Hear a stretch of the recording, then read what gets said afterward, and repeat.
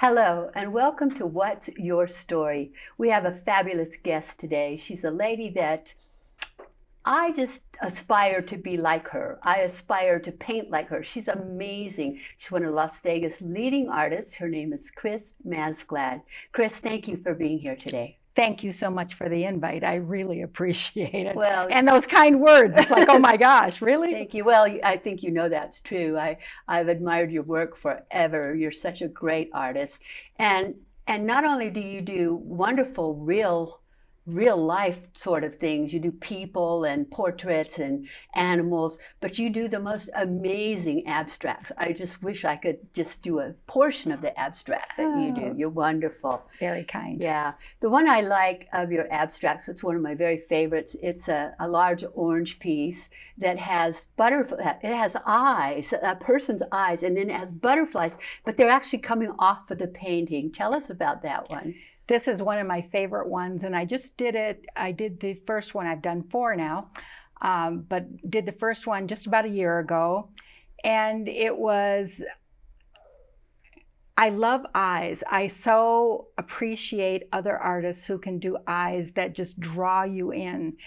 And it's one thing to do a face, but the eyes are what is really telling the story. And so the notion was, we're just going to focus on that, but bring the abstract that I love all the way into it. So what you've got is basically some boxes, some rectangles that allow these eyes to see out, and you don't know quite what you're looking at. And then you take this swath of butterflies and surround it. And I think it tells a story, but it's the story that you want to hear yourself. Yes. So I've had people who have said to me, "Oh my goodness, those are." She's looking out and she's kind of trapped, and they're flying free, and she's watching them do that. I've had others who say that is all about hope, and you're watching your wishes just go and come true. Yes. Well, they're absolutely wonderful. How did you get started in art? Art for me came at a very most recent age, I guess. It didn't start until after I retired. I've always appreciated beauty. And so I think you learn when you're very young that there are certain things. It's the sunsets, it's the sunrises, it's that mist that you see on the water, it's the skies where you've got the planes scratching the surface, and you start to appreciate things, and you go, oh my gosh, that really made me feel something when I looked at that scene. And I've bought art my entire life, and always appreciated the original artists that you see at art fairs and craft shows and wherever else. And then when I retired, it dawned on me, guess what?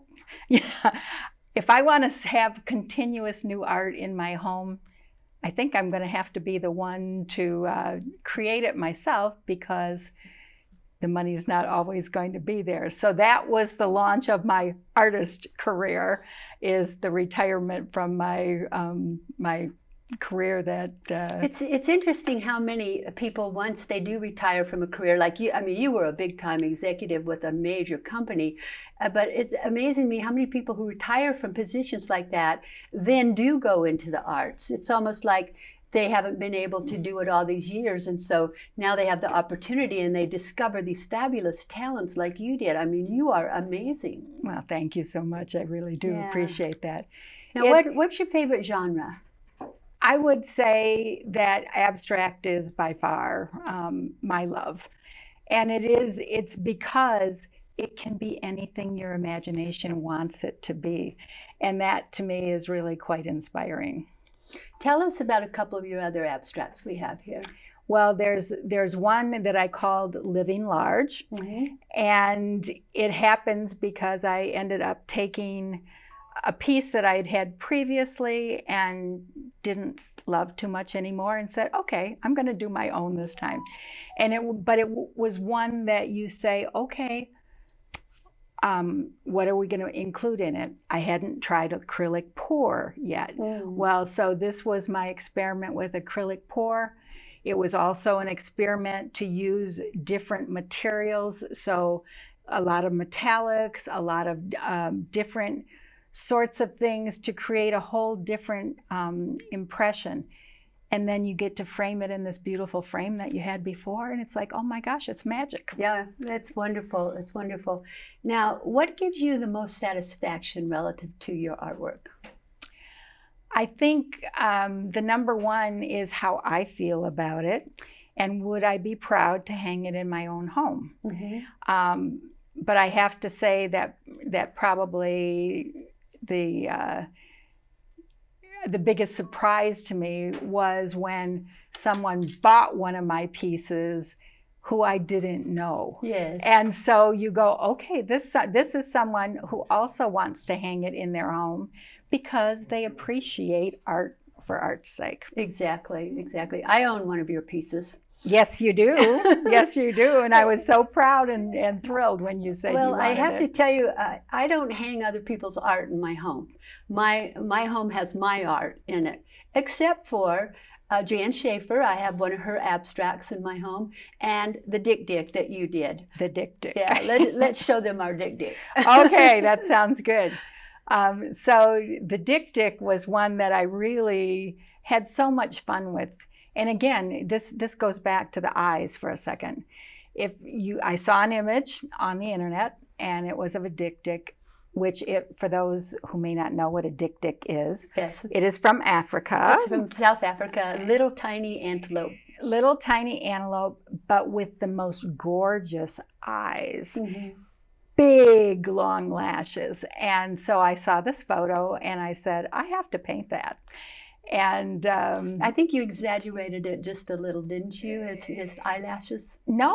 No? Those were really that long. Wow. I think it's maybe a really young one, but no, they're not exaggerated. That painting is amazing. And then you framed it so incredible. I think the frame has a lot to do with the painting, don't you think? I always, if you're in a juried show or something, you want to keep the frame as, not simple. Yeah, very, very simple. But if you're hanging it in your own home for your own enjoyment, the framing is actually critical in my mind. And yes, I found this wonderful frame, and I think I found the frame first, and that got me thinking Africa for some reason. And that was... Well, when I saw it, I saw it in a show you did out at the City Lights Gallery in Henderson, and I saw it, and I was just like, I have to have that, and there was just no question, I had to have it, and so it's hanging in my home, and I love it. And thank you for bringing it and showing it to us today. Now, what is the biggest challenge you face as an artist? I think the biggest challenge is to keep being inspired. And so, you're painting, and all of a sudden it seems like everything you're doing isn't, it's okay, but it's not really the thing that you'd say, oh my gosh, I want everyone to see this piece. And so the inspiration part of it is a challenge. But you only have to wait a little bit, let your mind go and look at different things, and all of a sudden, there you are, you're inspired again. You're inspired all over again. I find that when I'm painting, let me ask you if this happens to you, when I'm painting regularly, it just keeps sort of coming. But then when I get distracted and I do something else for a while, I seem to have trouble getting inspired. Does that happen to other artists as well? I know that it happens to other artists, and I know that it happens to me on occasion. And it is like you said, if you've walked away from it and other things have become more important for some period of time, it takes a little bit to get back in that mode. And I continue to take, I'll call them art classes, twice a week. And most of the reason is not only do I enjoy working with other artists, But the other part really is it forces me to say, what am I going to paint today? Yes. What am I working on? What am I going to do better? What am I going to do different? What other materials am I going to use? So when you're always challenging yourself to try to figure that out, it comes a little bit quicker. Well, I think one of the advantages of taking art classes is that you do have to plan what you're going to paint, because you can't just go sit in the class and not do anything. And that's one of the advantages. What might be some of the other advantages of belonging to a group like the City Lights Art Gallery in Henderson, being a part of that, or being in those classes? What might be some of the other advantages to doing that? I think there's a lot of advantages to being able to literally create with other artists. And it's amazing how often, you walk in and you go, well, today I'm actually going to draw. And next week, someone else is bringing their pencils and whatever else. And so you influence each other, and I get influenced just as much as I influence anyone else. But that's certainly one part of it. The second is when you're looking at something and you go, okay, I know it needs something right here. You can't always see it in the moment, but if you turn it around and say, hey, folks, what are you seeing? What's this missing? What can I add? What approach might you take next? Or I've almost got this little section exactly right, but there's something missing, and someone will go, oh, well, an eye is a little crooked, or, no, you need greater contrast in color, or maybe you've got too much texture, and that's drawing your eye away from whatever the focal point of your painting is. So it's that collaboration is really, really important in my mind. And the other big thing, and this is particularly true at City Lights, is that when you're surrounded with so many creative people from all different genre, right? So whether, okay, mostly I paint, but we have wonderful photographers, we have wonderful artists that do pencil work, we have wonderful assemblage artists, we have wonderful, just the whole spectrum of what's going on. And at the gallery, you end up having social events that really turn into learning events, because as you talk to people about what they're seeing on the wall, you learn things, and you figure out what their resources are, what their inspirations are, what really gives them, the boost to keep on going and creating and developing their own style, their own work. I find that a lot of artists, in fact, almost all the artists I know, are very positive people. Don't you? I think that's true, and I don't know whether that's because the art is providing an outlet for them. You're saying positive, and I think that's true. I think it creates people who think young. And I had an opportunity to work at one of the major design studios during my career. And I swear all those people to me, they were my age, and I was only 20 something when they were there, but they weren't. They were probably 60 and whatever. But they thought young, they acted young, they were open to ideas. And I think that's incredible. So that's, to me, what art and creativity does for the individual. It kind of keeps I think it keeps our mind active.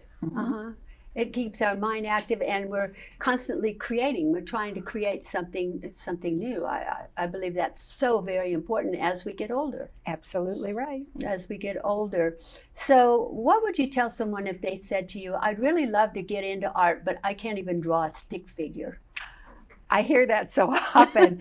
And quite honestly, I used to say that because, again, my forte was not art until I retired. And then it was, okay, let me just try it. And because I had never tried to do it, I mean, literally picking up a paintbrush, I would have been in probably second grade before I retired.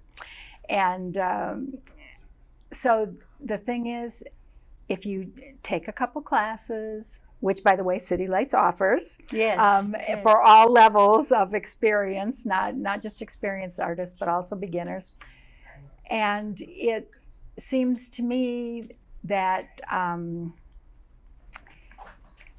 when you're saying I can only do stick figures, you just have to say, okay, we're going back to when you did used to do stick figures and make something out of it. We're going to make sure that your mind is absolutely opened. And we're going to talk about some of the skills that can help you see shapes, see images, see colors, see shades, and let those be those stepping stones to say, no, oh my gosh, I put something on this piece of paper and it looked like something. Yes. It looked like a landscape, or it looked like a face, or it looked Right. like a body. Yes. And I think that every one of those little steps, you can do it. Yes. Anybody can do it. I want you to start teaching because I need to come and study with you. Well, that brings up another, I think, really important point. And it was actually through you that we were doing the artist's way, if you recall. Yes.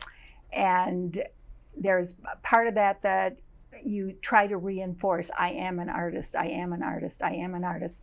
Because quite frankly, knowing that I did not have the academic training, I did not have the art history background that so many other artists have that you admire and that you respect, that actually was a block for me. And until you can kind of convince yourself, no, okay, maybe I'm more, well, I don't want to say self-taught because I've studied Yes, with. you've studied with a lot of good instructors. Exactly right. But you don't need to let anything hold you back from what you truly enjoy and what you're proud of when you finish a piece. And you are incredibly, incredibly good. And see, that's the thing about art and about creativity is, I don't know if anybody can teach us creativity. Or yes, they can teach us how to do technique, but I don't think anyone can teach us how to imagine what it is that we get in our mind and then we put on. Like you did a monkey. Tell us about your monkey. I will tell you about the monkey canvas first, because the canvas originally was I loved the shape of the canvas. It was unusual. It was tall and narrow. And I did something in a class that I was in, and it came across as very Asian. It was just strokes, and it was simple, and I thought it was beautiful. And I hung it in the gallery for a little while. You walk by and you go, okay, not sure exactly how that's going to play.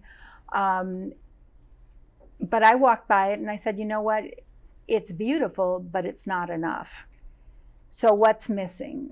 And I decided to put a monkey in it. So painted this monkey, very, very cute face, wonderful, just, he's going, who, me? And it's one of those where you go, all right, that's nice, that's cool too. And then that's not enough. So we've got a monkey. And doesn't everybody have one of those drawers full of keys that you don't even know what they unlock anymore? Yes. So the next part of the process was putting literal keys that I don't know what they go to on this painting and adhering them to it. And so we have the brass monkey. I love it. I love it. And he's fun. He's beautiful. He makes people smile. Whenever I've had him out, people just smile. And that by itself is a wonderful reward. Yes, yes. Well, he's magnificent. I love him, and I'm glad we're getting to show him to our audience here because he's just unique, as are you. But we're running out of time. I really want to thank you for being here today. You've given us an insight into your creativity and into City Lights Gallery. And I hope that people will come to City Lights and take a look at your artwork. Would you like to tell them how to get in touch with you or how to contact you in some way? Certainly. My website is mazartdesign.com, and anybody can go there. And I have to admit, I'm not real good at keeping it updated, but nonetheless. Well, that's because you paint so much. I know. You paint so often. I mean, some of us, we do a painting and then we get it up, we get it up and then we do another one. But you just keep painting. I need more walls is what I really need. Or they can contact me through City Lights Art Gallery, where usually I do have work that is on the walls there. And phone number 702-466-5953. Repeat that again just in case. 702-466-5953. I love doing commissions and have done several for portraits of people. And actually just got another one not this past week. Great. And so I'm looking forward to that. But it's fun. It's a challenge every day. Every day. And you just have to enjoy every moment of it. Well, thank you for being here. It's wonderful to have you with us. And thank you for joining us. And if you would like to see any of Chris's work, go out to City Lights. It's at 4 Army Street in Henderson, Nevada. Is it 4 or 3? 3. 3 Army Street. 3 East Army Street. Oh, well, let me get that right. If you would like to see any of Chris's work, go out to Henderson, Nevada, 3 East Army Street, and go in and look at all the beautiful art. There's everything there. There's photography and sculpture and jewelry and art. Just go there and take a look and enjoy. And join us again on What's Your Story, because we always love to have you with us.